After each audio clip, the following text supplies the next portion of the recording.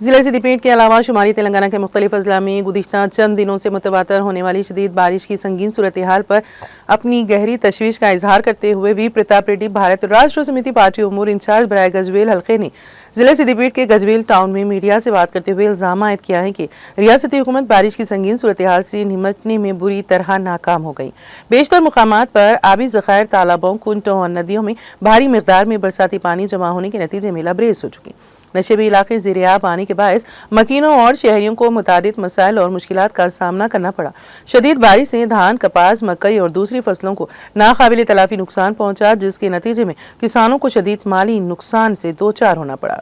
Pratap ready نے متاثرہ کسانوں کو فی ایکڑ 25,000 روپے معاوضہ ادا کرنے کا مطالبہ کیا اور کہا کہ بھارت راشٹر سمیتی سے وابستہ قائدین اور کارکن شدید بارش سے متاثر ہونے والے کسانوں اور عام شہریوں کے ساتھ کھڑے ہوں گے اور انصاف آسانی تک اپنی جدوجہد کو جاری رکھ دیں گے۔ اس موقع پر سابق صدر بلدیہ NC راجہ مولی گپتا، صدر ٹاؤن کمیٹی محمد نواز میرا، صدر منڈل کمیٹی مدھو اور دیگر موجود تھے۔